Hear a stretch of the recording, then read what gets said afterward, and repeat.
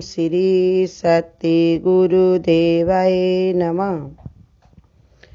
अपने में जो बुराई है वो क्या अभ्यास करने से छूट जाएगी? ऐसे प्रश्न होते ना कि अगर अपने में कोई बुराई दिखती है तो क्या अभ्यास से वो छूट जाएगी? तो ये संत महात्मा ऋषि मुनि गुरु क्या बताते हैं? बुराई अभ्यास से नहीं छूटती, विचार से छूटती है। बुराई जो हमारी होती है तो वो अभ्यास से नहीं छूटती है। जब तुम उसका विचार नहीं करोगे और उसको कहोगे, अभ्यास करोगे कि छूट जाए छूट जाए छूट जाए, तो उससे भगवान ने कहा छूटेगी नहीं। वो तुम्हारा अभ्यास करते रहोगे। बहुत सारे लोग ऐसे होते हैं दुनिया में, तो अभ्यास तो करते रहते हैं लेकिन उसका विचार नहीं करते हैं। विचार अगर करे तो वो तुरंत ही छूट जाए। अभ्यास करने से भी बहुत चीजें छूटती, जैसे भगवान ने बताया कि मन हमारा कैसे बस में होगा? अभ्यास के द्वारा। जब रोजाना उस पर हम विचार करेंगे बैराग से कि हमारा जो है अभ्यास करेंगे कि हमको नरक की ओर ले जाएगा, हमको यहाँ जहाँ पर ले जाके छोड़ेगा जहाँ से हमें कोई रास्ता ही नहीं दिखेगा। तो इसलिए भगवान बता रहे ऐसे ये होता है। लेकिन यहाँ बता रहे बुराई, बुराई माने ऐसी है ये दूसरे को कष्ट देने वाली। भाई देखिए, जो मन का है कि अभ्यास के द्वारा ये मानेगा मन, वो हम अपने हिसाब से अपना कार्य। अब बुराई का हम दूसरे को भी दुख देते हैं। तो इसी का कारण बताया कि उसके लिए हम विचार करें कि जैसा हम किसी को बुरा कह रहे हैं तो वही अगर हमको भी बुरा कोई कहे तो हमें कैसा लगेगा। बुरा जो देखन में चला तो बुरा न मिलिया कोई, और जो दिल खोजा आपना तो मुझसे बुरा न कोई। इसलिए भगवान हमको सिखाते हैं कि उस पर विचार करो कि क्या तुम्हारे अंदर कोई बुराई है कि नहीं है। अगर है तो फिर दूसरे में क्यों देखते हैं? भजन में भी लाइन है, नहीं चाहिए दिल दुखाना किसी का। उसी में एक लाइन है, बुरा है बुरा जग में बताना किसी का। अगर तुमने किसी को बुरा देखा तो पहले तुम्हारे अंदर वो बुराई है तभी तो देख पाए। जैसे कोई चीज तुम मीठी बताते हो, ये मीठी है, ये कड़वी है, खाइए तभी तो जाने हो। ऐसे बुराई को भी बुराई तुमने क्यों समझी? बच्चे को वो बुराई अगर कोई होती तो को नहीं समझ में आती है, क्योंकि वो जानता नहीं, उसको उसने की नहीं, इसलिए नहीं जानता है वो। अब वही अगर थोड़ा समझ हो जाए, समझ क्या समझ लो, देखा जाए तो चालाकी होशियारी उसको आ जाए तो जान जाएगा ये बुराई है, ये भलाई है, अच्छाई है। वो भी संसार के हिसाब से। भगवान तुम्हारे कोई चीज़ बुरी अच्छी खराब मानते ही नहीं। वो तो कहते भगवान का बनाया सब कुछ है, अच्छा भी और बुरा भी। बुरा कुछ है ही नहीं, सभी में भलाई है।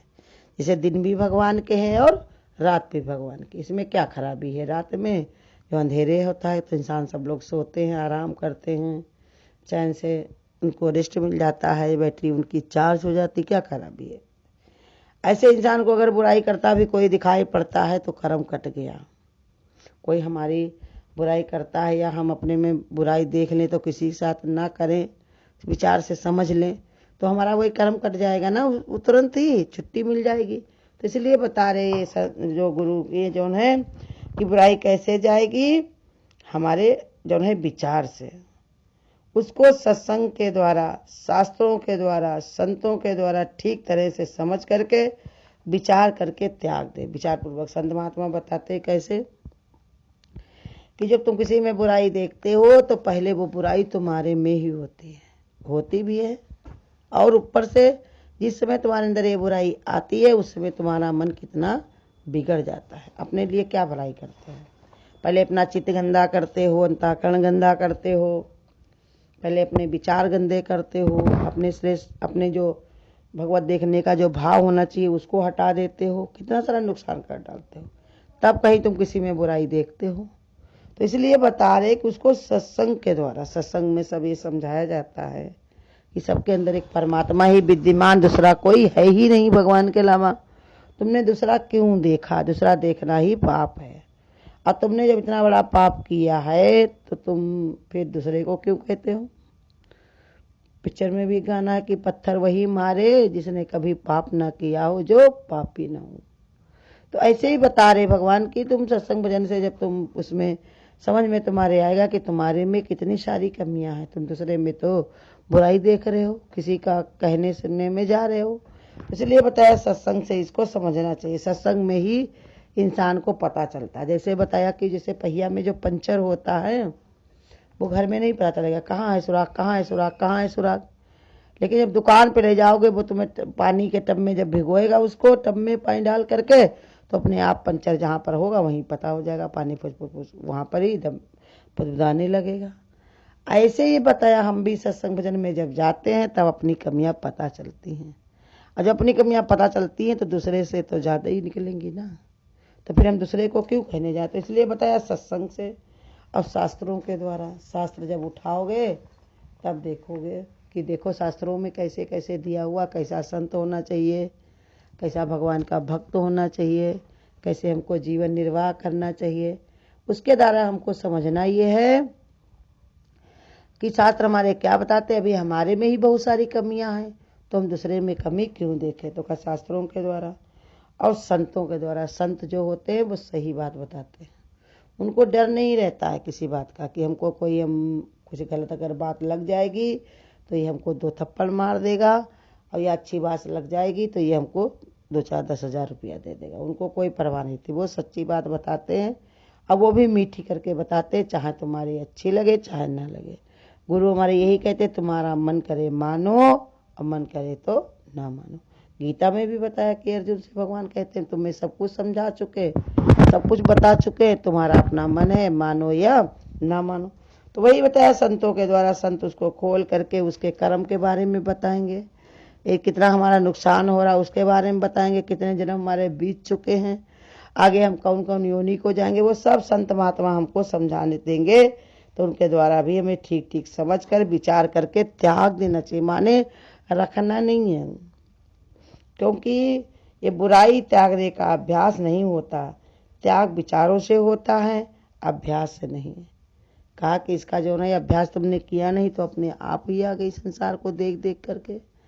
ऐसे ही ये अभ्यास के द्वारा ही छोड़ने अगर बैठोगे तो ये संसार में ऐसा कोई मिलेगा ही नहीं तुमको जो इसका अभ्यास करा पाए कि तुम उसको छोड़ दो।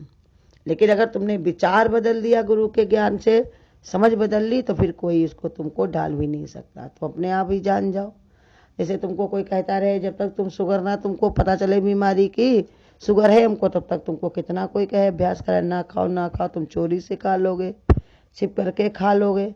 लेकिन जिस दिन डॉक्टर ने तुमको बता दिया कि अगर तुम जिंदगी चाहते हो तो तुम्हें मीठा नहीं खाना, उस दिन विचार करोगे कि सच में हमारी जिंदगी कितनी कीमती है, इससे हमको हरिभजन करना है, भगवान की भक्ति करनी है, तो उसी दिन उसको तुम त्याग दोगे। ऐसे ही विचार अगर हमारे अंदर हो तो उसके लिए हम तुरंत ही उसको त्याग देंगे।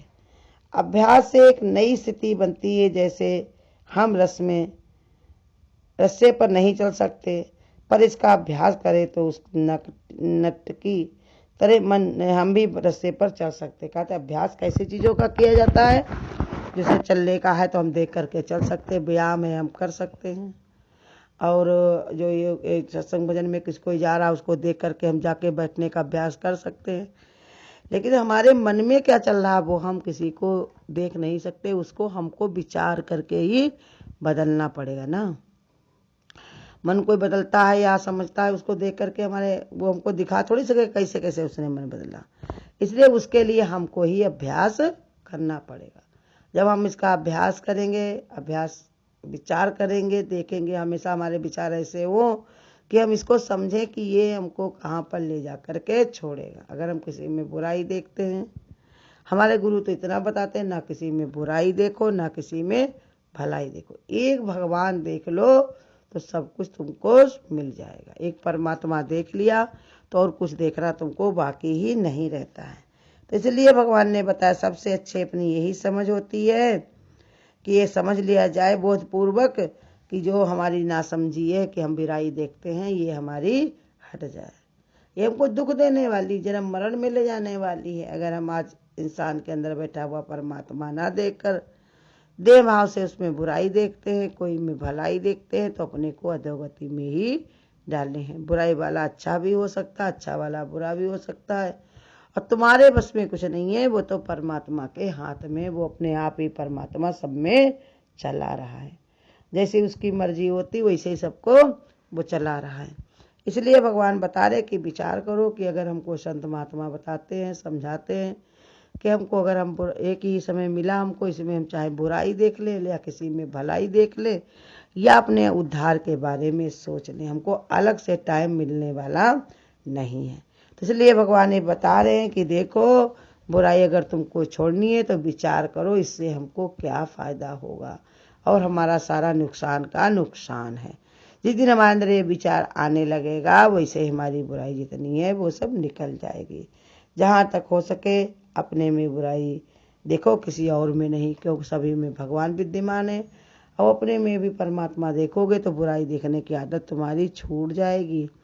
अब अगर देख पाओ अपने में, गुरु कहते अपने मन के बारे में, चित्त के बारे में, तो उसको परमात्मा को अर्पण करो। हे प्रभु तुम्हारे अलावा दूसरा मेरा कोई उद्धार करने वाला है नहीं। हरिओम। अगर आपको आज की वीडियो अच्छी लगी हो तो वीडियो को लाइक और शेयर करना ना भूलें। आगे की वीडियोस देखने के लिए चैनल को सब्सक्राइब करें और नोटिफिकेशन